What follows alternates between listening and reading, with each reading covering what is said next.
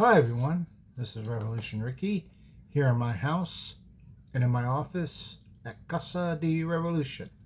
Here to do a video of sorts. Today is Record Store Day 2026 and I got a few items, not much, but I got a few things. Just stuff that I saw that I thought I would really like. But before I go into that, if you would please hit like, subscribe, I would greatly appreciate it. Anyway, let's get on with the records.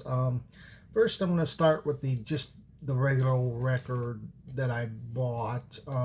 It's not an exclusive Record Store Day find. This was just in the shop. If you were to go there normally, I paid like $12 for it. Elvis Presley's Potluck. I really do like this album.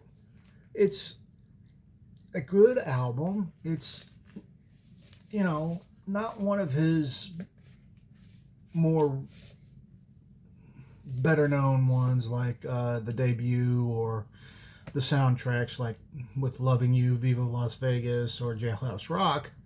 But it's a great album, and I really like it. It's got the songs Kiss Me Quick, Suspicion, Something Blue, Night Rider,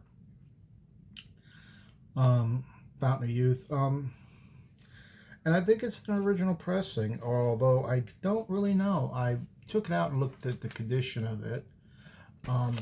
And I got it for like relatively cheap, like $12. But let's take a look. Here's the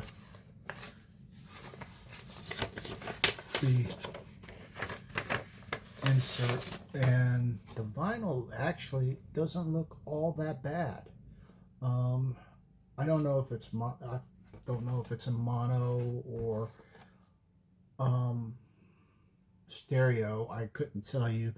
I think all the earlier albums are in mono and whatever is in stereo. But for $12, I thought it was a good price. I've been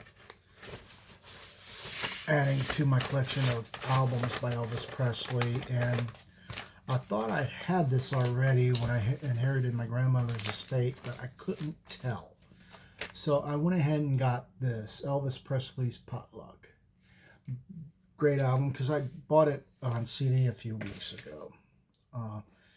Anyway, getting to now the Record Store Day exclusives. I'll go ahead and start with this one first. My friend Michael is probably going to be jealous. Put this right here, excuse me. My friend Michael's probably going to be jealous because I bought this one. It was a long out of print EP of one of our favorite bands. We used to listen to this band in high school. He actually was supposed to be at Record Store Day today, but he bowed out at the last minute. But this is going into my collection, and I don't know what number I got, but I do know that I'm probably going to listen to this once, and that'll be it. The Motley Crue Livewire, Take Me to the Top, and Merry-Go-Round EP. I've been wanting some stuff like this for a very long time. I've been on the lookout for the Leather Records version of Too Fast for Love. Excuse me, Live TV. Got me a break.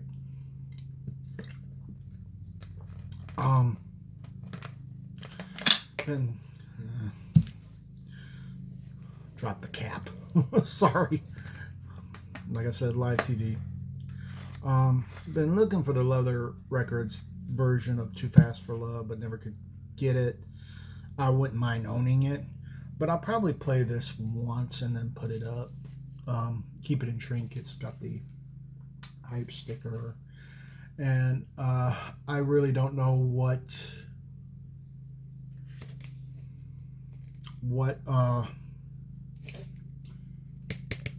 number this is.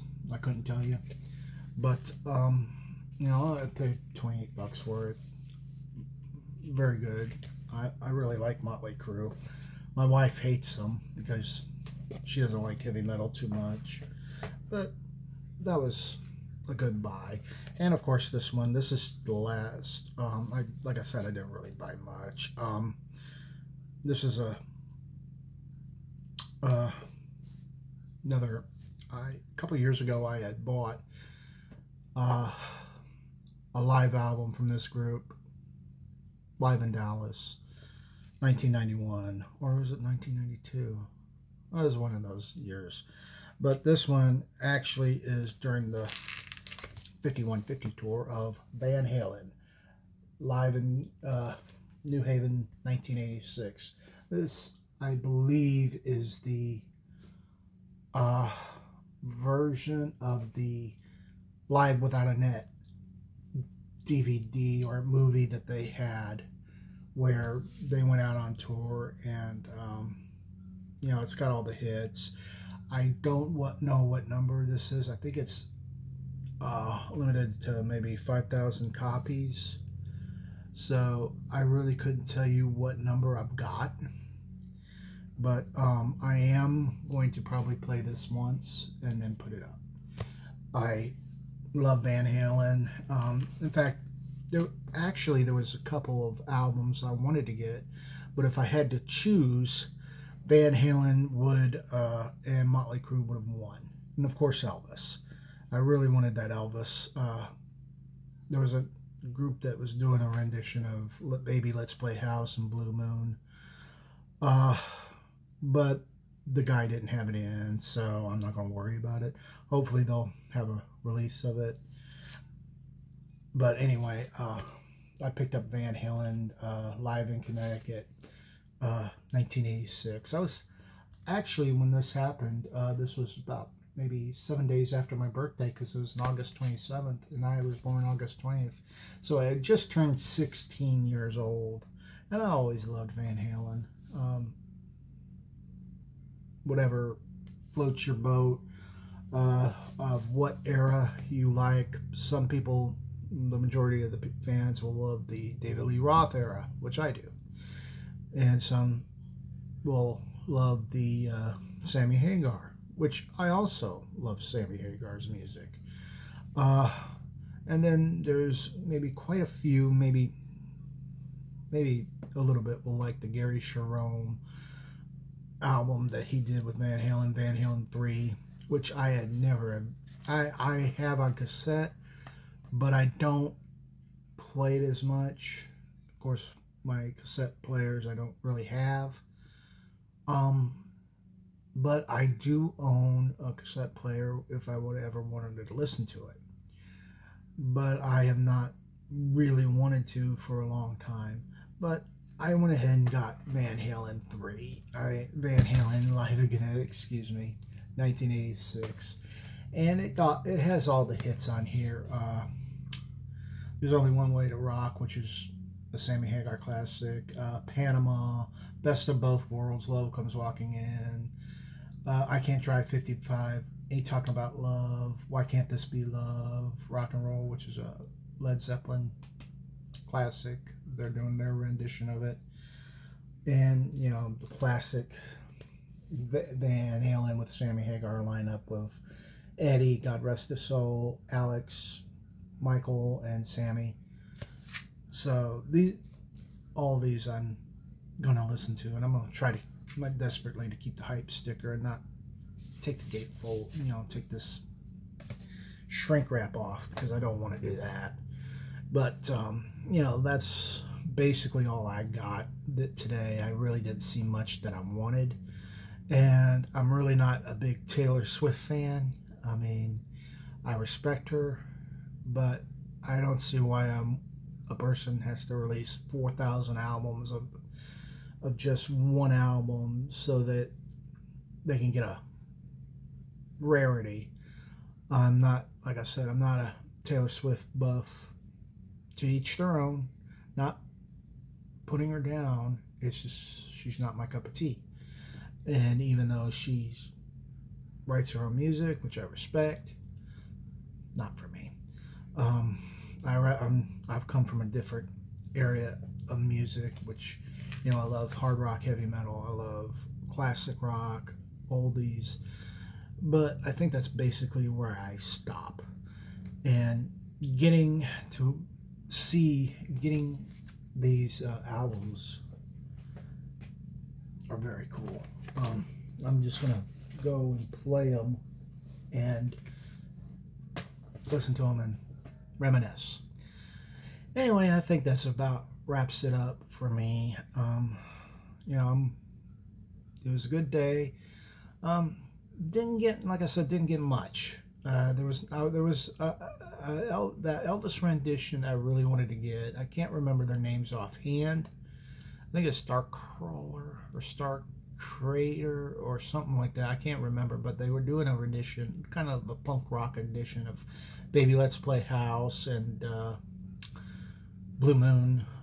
I really wanted to hear that, but I couldn't because the record store didn't have it. But oh well. Hopefully they'll release that on CD and I'll be able to pick that up. I'm starting to get into stuff like rockabilly stuff, early rock and roll from Bill Haley and the Comets, Gene Vincent, which I showed a record of his a few days ago. So it's going to be pretty much, I'm going to get one more thing in the mail and then probably do a collections video of what I like.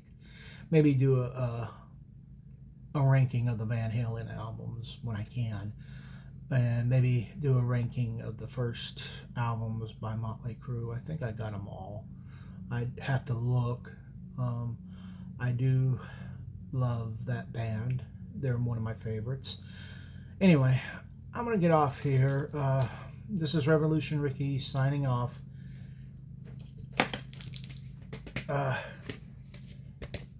Keep spinning that vinyl and the CDs, and I will see you all in the next video. Peace.